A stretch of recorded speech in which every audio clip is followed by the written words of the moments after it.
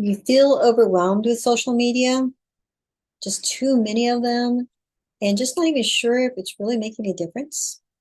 Our next speaker is a social media coach, and she's going to help us understand that it's not too populated and you can stand out, even if there's hundreds or dozens of other industries. Building spirituality, family, health, and business.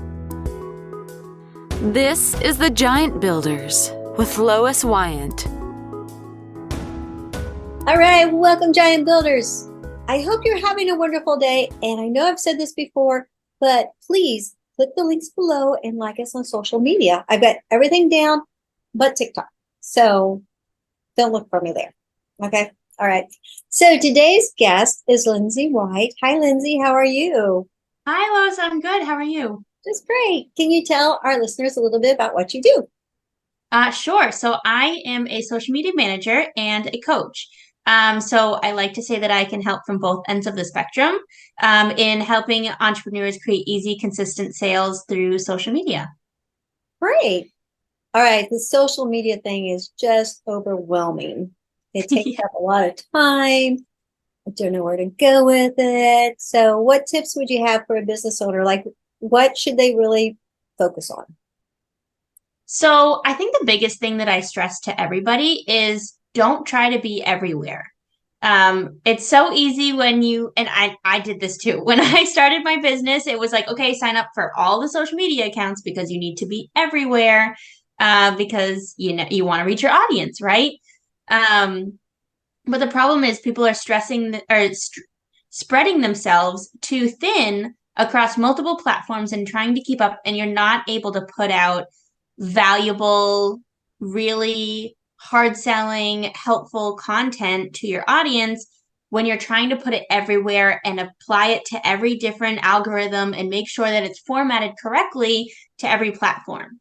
Some of my clients that I've been working with recently, we've actually moved them from 2 to 3 platforms down to one, just so that they're focused on that platform. They can find success. And then when they're comfortable and feel motivated with their strategy and that it's like just a part of their daily routine, we can then move them up to other platforms that they want to jump into. But you can find your audience on just one platform and you do not need to be everywhere.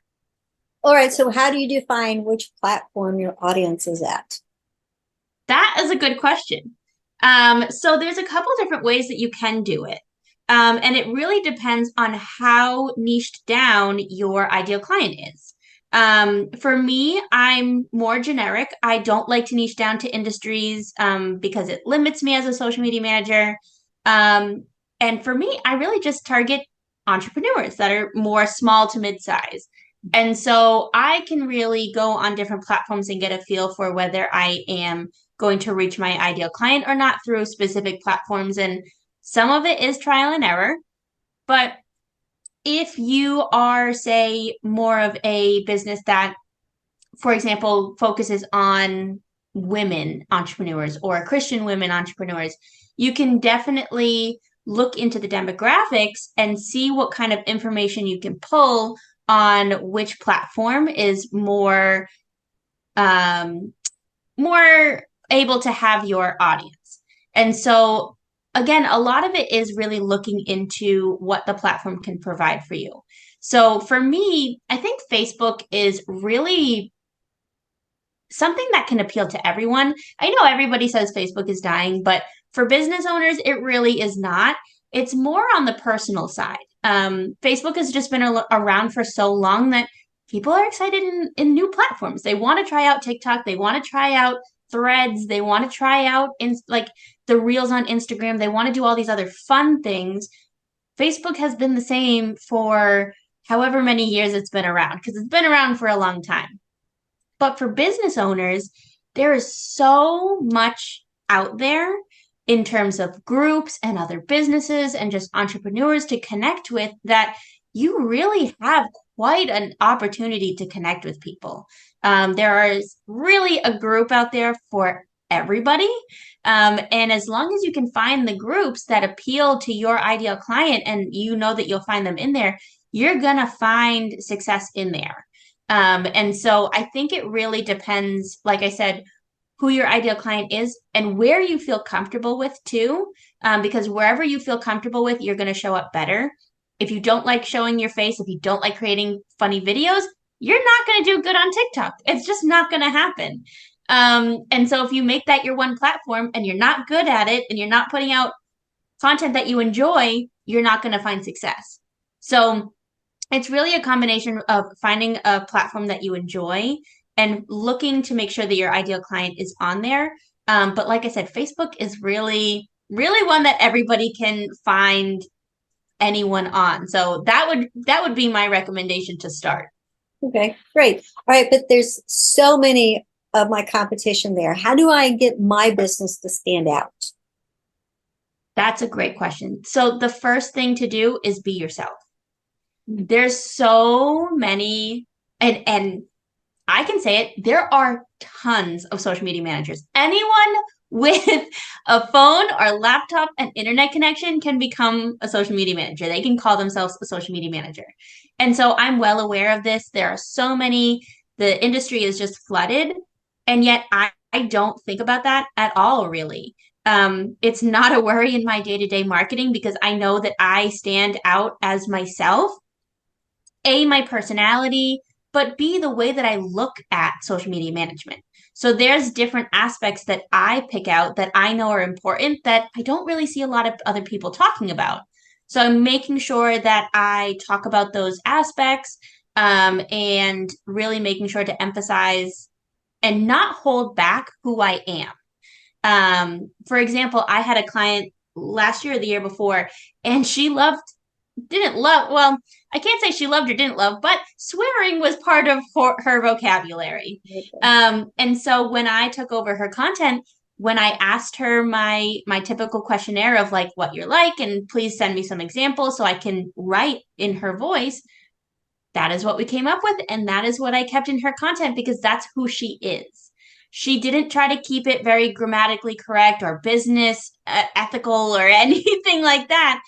She was who she was online, and the people who wanted or were like that are who connected with her, and those are the people who are going to be her ideal client and the people that she wants to work with anyways. If she were to kind of be stuck up and grammatically correct and not be anything like herself, she's going to attract people who are not her ideal client and people who she doesn't enjoy working with, and it's not going to be a good relationship anyways. So yeah, being yourself is really my biggest tip. But also making sure that you use little things like tagging people when you're commenting on a thread that already has 100+ comments. Always making sure to ask a question to keep a conversation going. Always asking if you can send a message. To be honest, if you friend request me and send me a DM without me asking, I'm going to ignore you. It's not a strategy that I or most people like. But asking questions, asking to send a DM, making sure that you're following up with people, those are the ways that you can stand out online really, really simply. What are some wrong ideas that people have about social media marketing, and how can you help them understand the truth? So there's definitely a lot of wrong ideas that float around on social media.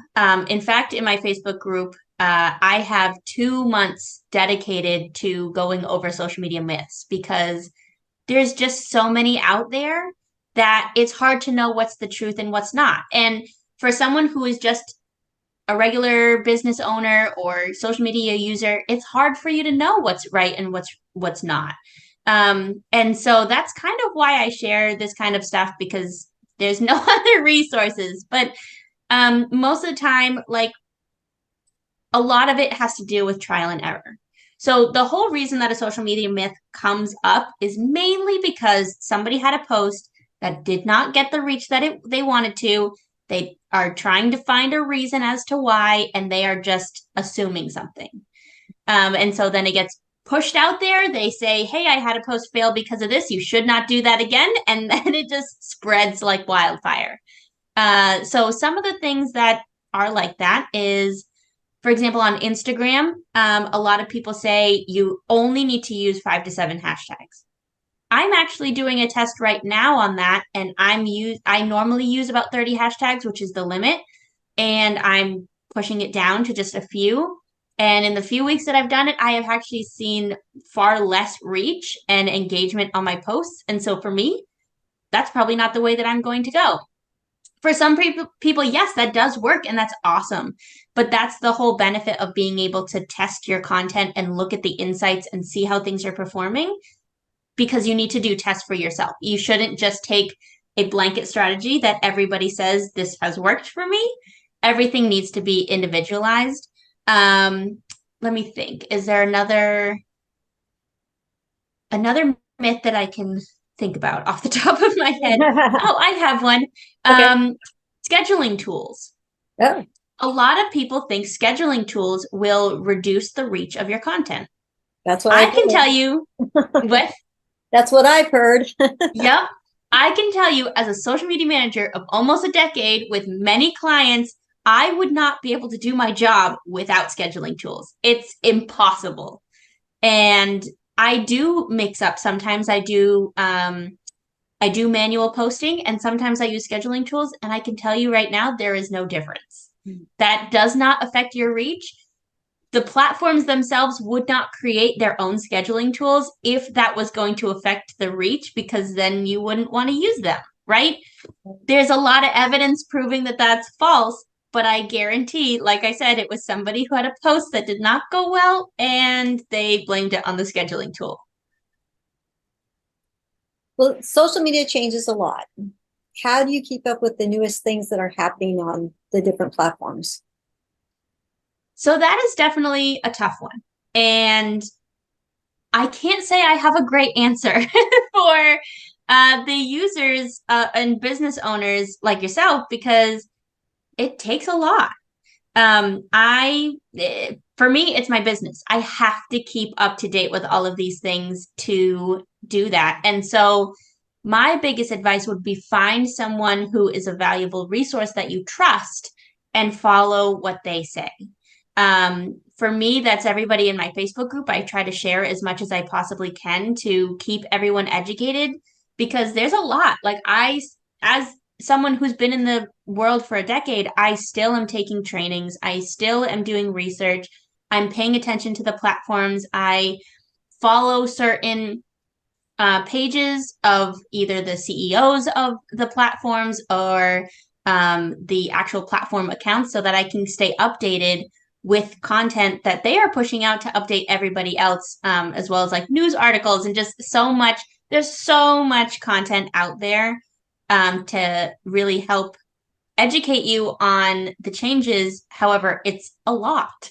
And if you're spending if you already hate the amount of time you're spending on social media, you're not going to want to do this extra research.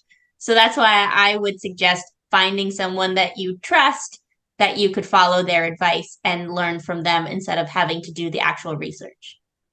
All right. So earlier you had mentioned checking the insights. So there's specific insights that we should be watching. So when it comes to insights, the first one that I always say for everybody to look at is the reach. Because if you are going straight to engagement or straight to comments or straight to like anything else or new followers, anything but insights, you're not getting the whole picture. Because say you had a post yesterday that went out and got 20 comments and 100 likes and just so much engagement that you were excited, but then today's post you got, or the day before's post, you got nothing. You got no likes, no comments, and you don't know what the difference is. And so you're just focused on the comments and likes and looking at that information and going into the post and figuring out, okay, what did I write here? What did I write here? Was it video? You're diving in before you have the whole picture. Reach will show you whether you even got to see enough people to get that engagement. So if the first day's post that got no engagement reached maybe 50 people, and the post after that reached maybe 200 people, then there you go. The reach is different. And that's what you need to really pay attention to and figure out what pieces that affect the reach really made a difference. So that's when I, like for Instagram example, I would go into the hashtags, look if you saw different hashtags, any different keywords, maybe the time of the post, or whether it was a reel or a photo, because that definitely has a big difference on the reach of your post. So reach would definitely be the most important thing for you to look at. All right. So on Instagram, do you find reels or photos getting more attention these days? Reels definitely get more attention. So on Instagram, a static post, which is just an image or a carousel, only lasts for 24 hours. Okay. Which means it only is shown to the audience for 24 hours. Carousels are actually a little bit extended because carousels, if you don't know this, when you post your carousel, as someone scrolls through their news feed, if they don't scroll to the next picture, the next time that they go on their phone and they go to Instagram, your post will be at the very top with the second picture. Okay. And Instagram will keep doing that until they have looked at every single picture in your carousel. Yeah. So carousels are very helpful with making sure that content extends the reach. But posts still they don't last as long. Whereas reels can keep being pushed to people for weeks and months after you've posted them. So they are continually generating more reach and more engagement. So a reel is definitely more valuable than a post. Right. So how often should we be concerned about posting on our different social media? So does it vary based on the social media? Yes, it does. Mhm. And I hesitate because there's no hard and fast rule of you should post X amount of times in a week to do this and that on each platform. I personally recommend posting no less than 3 times in a week. And that's because it just is creating that consistency and is keeping you consistent enough that you are still being pushed to your audience and nothing is really giving you enough time to kind of dip down, right? Whereas like 2 times a week, there's so many days in between there that there's enough time for your account to just like the post to stop working and everything to just kind of like stay stagnant for a little bit before it goes back up. But it really depends per platform. The only platform that doesn't apply to is Pinterest. Pinterest should be pinned to at least every single day, preferably more than that. Pinterest is a beast that you just need to keep feeding. Okay. That is something that could have like its own topic. There's just so much about Pinterest that is different, which is why they call themselves a search engine other than a social media platform. But that's definitely a whole nother topic. But personally, I post about 7 times a week, not on the weekend. So I post 5 sales content and 2 tips throughout Monday through Friday, just to really push as much as I can to my audience. But I've also worked myself up to this point where I can stay consistent, and this is like part of my regular routine. For somebody starting out, I definitely would suggest 3 posts a week, as simple as you can until it's a no-brainer, and then you can slowly increase to the point where you feel comfortable. If you overwhelm yourself from the beginning, you are going to wind up pushing yourself back and you're not going to be able to put out the content that you want.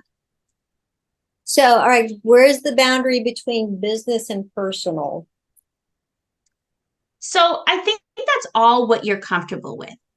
Personally, I don't like my kids posted all over the internet, and so I don't share images of them. I talk about them. I talk about my family. I talk about things that happen because it makes you more personable, and it's what makes me me. Like I am a mom. I am a wife. I am a homeowner. I do enjoy different things. And that's something that I have had to learn over the years. When I started my business, I used all stock photos and I didn't want to show pictures of my house. The image that I showed on my website was honestly the complete opposite of what even my office was like. It was like all bright white, shiny, like very clean. And I live in an old house. Like we have knotty pine walls. My office used to be in another room and it was all knotty pine and very like dark. And I was afraid to show those aspects of me. Until a couple of years ago when I decided like I want to create my own flat lays, and I was trying so hard to find things in my house that were nice and white and shiny and clean. And I was like, I can't do that. I don't have that kind of stuff.